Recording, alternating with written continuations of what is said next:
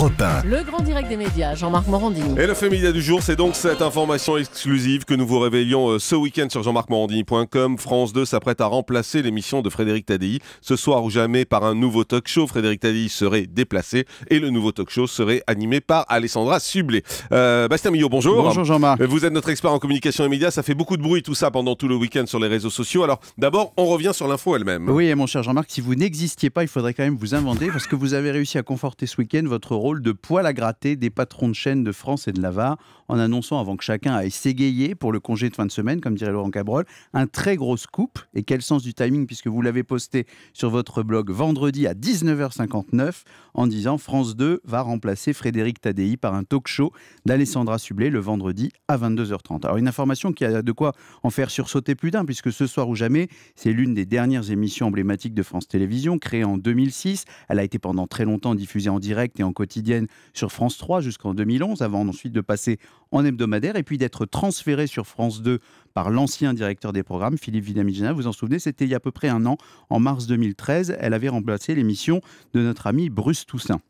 On sait également que la première chaîne de service public souhaite confier un talk show à Alessandra Sublet. Pour l'heure, certains évoquaient la piste du samedi 19h. Donc on le voit, votre indiscrétion a un peu mis le feu aux poudres. Et elle a immédiatement provoqué un déferlement de réactions sur les réseaux sociaux en faisant l'effet d'une véritable bombe. De nombreux anonymes ont exprimé leur mécontentement, mais aussi certains grands noms du journalisme ou de la télévision, notamment par exemple Robert Namias, qui sur Twitter écrivait « Attendons la réaction de Tadei à cette relégation qui est la pire des censures, celle qui n'ose même pas dire son nom », ou l'ancien directeur de Canal+, Alain de Greff, qui a publié sur son compte Facebook « Je ne comprends pas ces choix débiles », qualifiant cette décision, je le cite, de connerie. Le ton était donné. Alors de son côté, quelle a été la réaction de France 2 durant le week-end ? La direction de France 2 a compris rapidement que la virulence des réactions sur les réseaux sociaux nécessitait une réponse rapide. Et ça pour des raisons très simples, évidemment.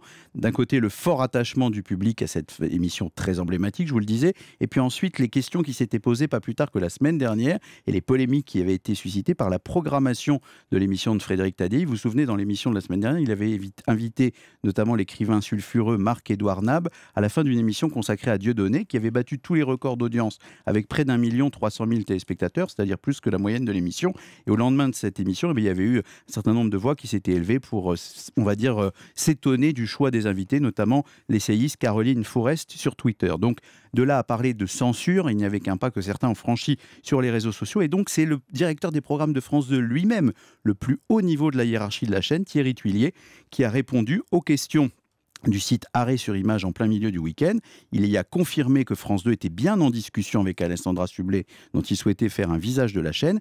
Et il explique avoir évoqué avec Frédéric Tadei le créneau de la fin de soirée du jeudi, après les émissions d'information, c'est-à-dire vers 23h30, tout en affirmant que rien n'est fait. Donc, ce faisant, il confirme la recherche d'une autre tranche horaire pour Frédéric Tadei, ce que vous évoquiez vous-même sur votre blog. Et puis, dernier étage de cette stratégie de communication, histoire d'enfoncer le clou, évidemment, de publier un communiqué officiel avant que la presse quotidienne ne reparle du sujet aujourd'hui, eh bien, la chaîne a diffusé un communiqué dimanche à 15h20 pour confirmer que Frédéric Tadei figurera toujours sur la grille et qu'il n'a jamais été question de supprimer son émission. D'ailleurs, vous-même, Jean-Marc, vous n'en utilisiez pas le terme suppression sur votre blog vendredi. Est-ce que c'est le point final à cette polémique du week-end ? Eh bien, l'avenir va nous le dire. Alors, on disait que l'émission allait être déplacée et non pas supprimée. C'est pour ça que le communiqué n'a pas beaucoup de sens et ne dément rien du tout. Quel peut être aujourd'hui l'avenir de Ce soir ou jamais ? Vu la mobilisation des réseaux sociaux en sa faveur et les déclarations de la chaîne ce week-end, Frédéric Tadei est assuré de rester à l'antenne et beaucoup, évidemment, s'en réjouissent. Reste à trancher cette très épineuse question de la programmation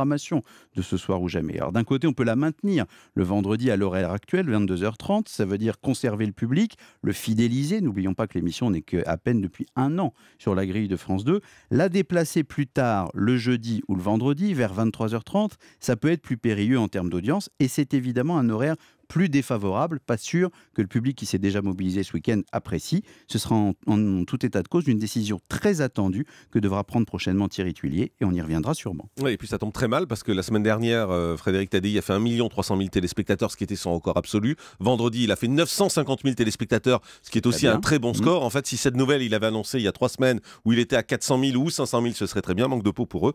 Je l'ai eu vendredi. Le grand direct des médias, Jean-Marc Morandini.